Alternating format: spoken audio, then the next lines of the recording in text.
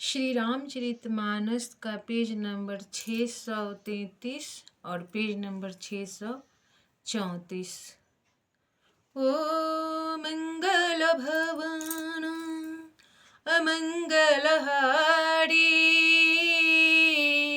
द्रबहु सुदशरथ अजीर बिहारी।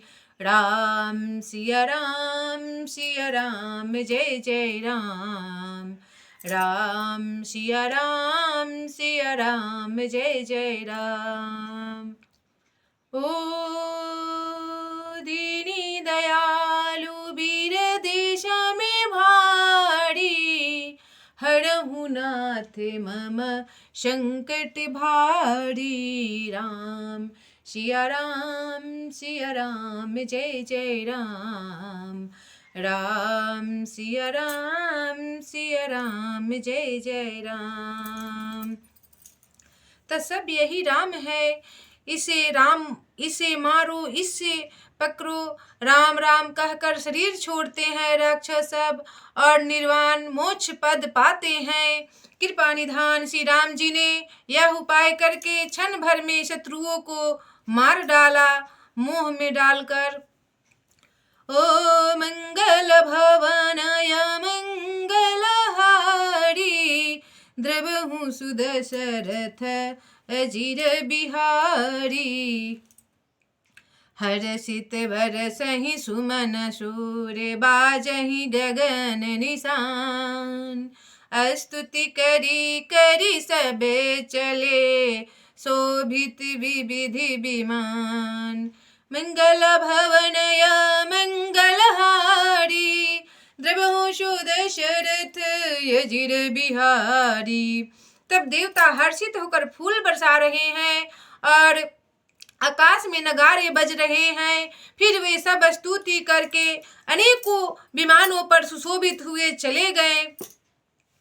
राक्षस लोग को भगवान अपना धाम को भेज दिए। क्या बात है, इतना करुणा निधान, शील निधान, अंतर्यामी जानने वाले हैं।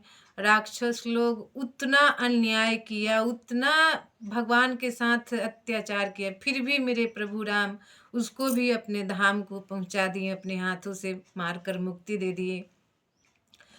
ओ जबे रघुनाथे समर रिपु जीते, सुर नर नारी मुनि सब भय भीते। तब लक्ष्मण सीतहि ले आए, प्रभु पद परत हरषि ओरे लाए।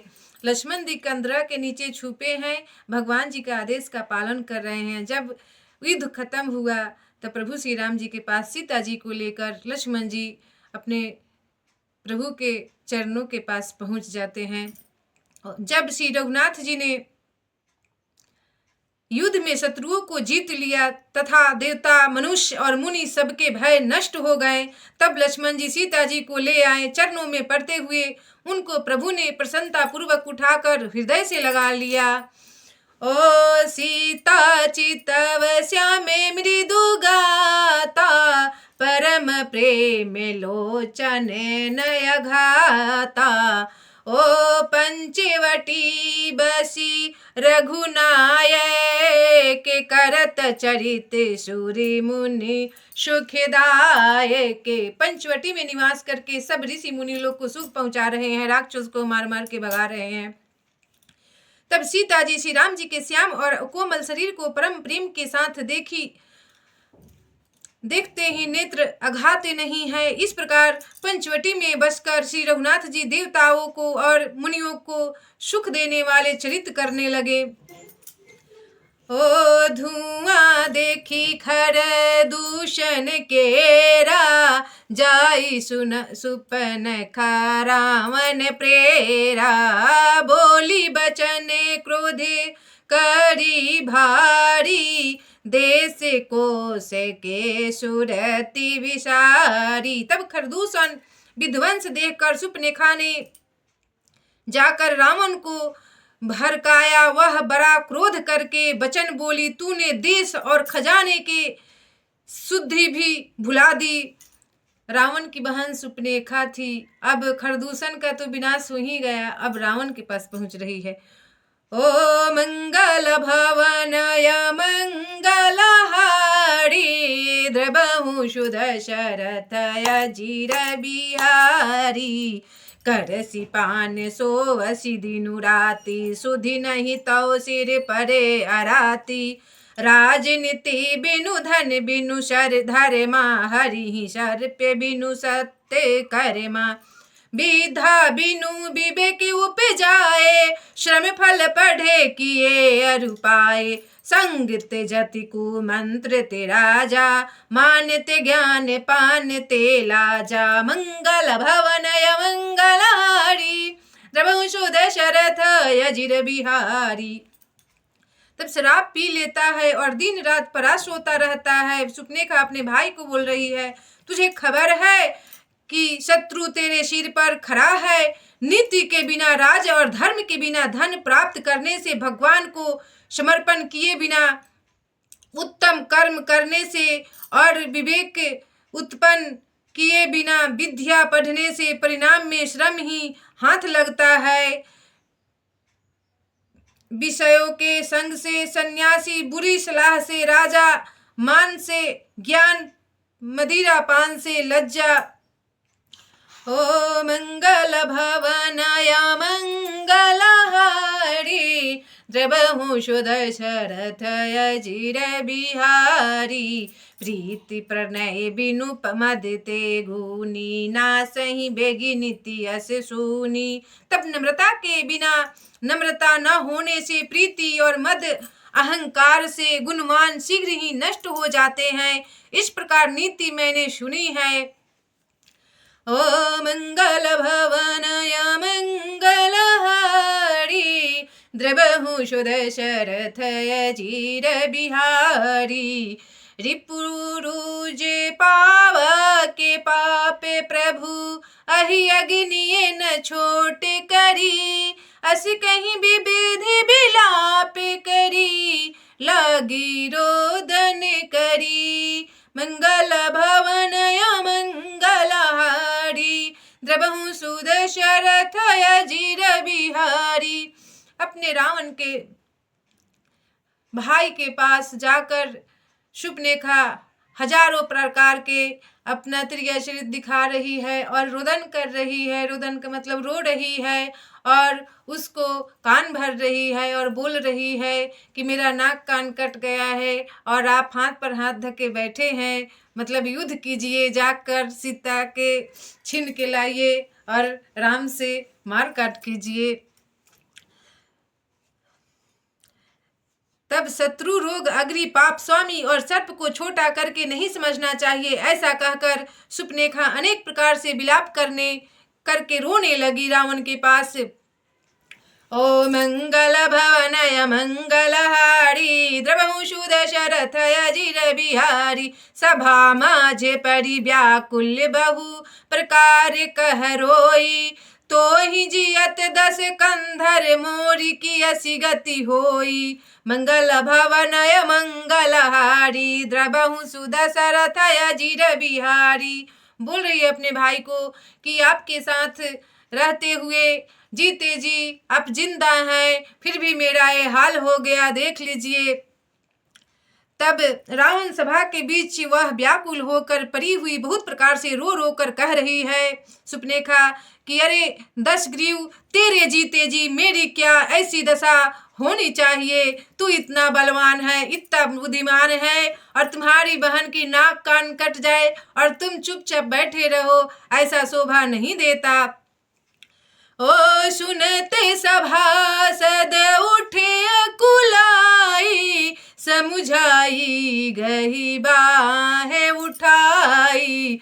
कहलंकेसी कहसी निज बाता, के तब ना सकाने नी पाता। तब सुपनेखा के वचन सुनते ही सभासद अकुला उठे। उन्होंने सुपनेखा की बाह पकड़कर उसे उठाया और समझाया। लंकापति रावण ने कहा, संतावना दिया अपने बहन को, अपनी बात तो बता, किसने तेरे नाक कान काट लिया है, मुझे तो समझा के बता। रावण तो कुछ जानता नहीं था, खरदूषण को बताई थी शुरू में, और खरदूषण से लड़ाई हुआ, वहां का लड़ाई विराम हो गया है। फिर अब रावण के साथ लड़ाई शुरू होने जा रहा है। ओ मंगल भवनाय मंगलहारी, द्रवहु सुदशरथय जीर बिहारी, अवधन नृपति दशरथ के जाए, पुरुष सिंह बन खेलन आए, समुझी पड़ी मोहि उन्हीं के करनी, रहित निशाचर करी हहीं धरनी। तब वह बोल रही है राम को बारे में अपने भाई से समझा के। वह बोली, अयोध्या के राजा दशरथ के पुत्र जो पुरुषों में सिंह के समान है, वन में शिकार खेलने आए हैं, मुझे उनकी करनी ऐसी समझ पड़ती है कि वे पृथ्वी को राक्षस से रहित कर देंगे, राक्षस कुल को नाश कर देंगे, और एक भी राक्षस जाति को नहीं छोड़ने वाले हैं। ओ मंगल भवनाय मंगलहारी, द्रवहु सुदशरथय जीर बिहारी, जिन्हें करे भुजे बल पाई दशानने, अभय भये विचरत मुनि कानन, देखत बालक काल समाना, परम धीर धनवी गुणे नाना। रावण भी अंतर्यामी था। रावण तो अपने त्रिनेत्र से देख लिया था कि ये बालक के रूप में दो सुकुमार मेरा विनाश करने आए हैं, ये तो साक्षात विष्णु का अवतार हैं। रावण हर चीज देख लिया। इतना रावण के पास विद्या था और इतना विद्वान था, वो दिव्य दृष्टि भगवान को देख लिया अपने आप। जिनकी भुजाओं का बल पाकर हे दशमुख मुनि लोग वन में निर्भय होकर विचरने लगे हैं, वे देखने में तो बालक हैं, पर वे काल के समान, वे परम धीर श्रेष्ठ धनुधरी और अनेकों गुणों से युक्त हैं। सुपनेखा सब बखान कर रही है अपने भाई को।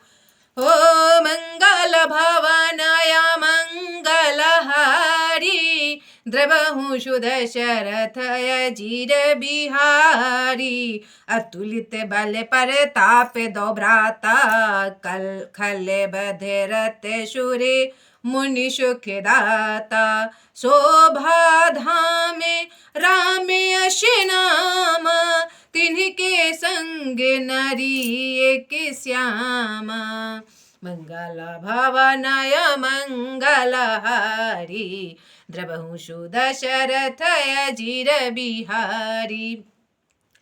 बता रही है कि श्याम वर्ण का है और उनके साथ एक और मनुष्य है, सुकुमार और सुंदर, और एक सुशील कन्या है जो विश्व सुंदरी है उनके साथ। मंगल भवनाय मंगलहारी, द्रवहु सुदशरथय जीर बिहारी, राम सिया राम जय जय राम, राम सिया राम जय जय राम। ओ दीनी दयालु वीर देश में भारी, हरहु नाथ मम संकट भारी, राम सिया राम जय जय राम, राम सिया राम जय जय राम। रावण तो बहुत बड़ा पंडित था, विद्वान था, पर ये सब रामायण में नहीं आता है, तुलसी बाबा नहीं लिखे हैं। लेकिन रावण बहुत बड़ा विद्वान था, अंतर्यामी था। उस श्राप के वश राक्षस कुल में जन्म ले लिया। रावण सारा जानता था कि भगवान के हाथ से मरने के बाद हमारा स्वर्गवास होगा और मुक्ति मिलेगा, इसलिए रावण अपने कुल का विनाश करवाया जानबूझ के। रावण चाहता तो कुछ भी कर सकता था, भगवान राम भी रावण को नहीं मार सकते थे, क्योंकि रावण के पास इतना तपस्या था कि उस साक्षात बाबा भोलेनाथ शिव को अपने घर में विराजमान कर लिया था, कैद कर लिया था। इसलिए रावण कम बड़ा पंडित नहीं था। रावण जैसा ना हुआ है, ना कोई होगा, ना होने वाला है। रावण एक बहुत बड़ा प्रतापी राजा था भविष्य में, अगले जन्म में। इस जन्म में राक्षस बन गया, राक्षस कुल में उसका जन्म हो गया श्राप के कारण। एक छोटा सा गलती किया था, उतना तपस्या का जितना फलित हुआ, 1 सेकेंड में भगवान उसको खत्म कर दिए। और वही श्राप रावण को इस जन्म में त्रेता युग में आकर चुकाना पड़ा। और बोल दिया था कि हम किसी देव मुनि किसी से नहीं मार सकते हैं, कोई भी हमको इस धरती में नहीं मारने वाला, जन्म न लेगा, ना होगा, ना होने वाला है, हम अजर अमर हैं। भगवान शिव और भगवान ब्रह्मा का वरदान था, इसलिए भगवान विष्णु को पृथ्वी पर मनुष्य रूप में अवतार लेकर आना पड़ा और रावण से मनुष्य रूप में युद्ध करना पड़ा। मेरे प्रभु राम तो उसको मोह में डाल के भी 1 सेकेंड में युद्ध समाप्त कर सकते थे, लेकिन इतना लीला दिखाना था, इसलिए भगवान श्री राम सारा दुनिया को बताएं इसी द्वारा कि पाप क्या है, पुण्य क्या है, और माता पिता भाई बहन के प्रेम क्या है।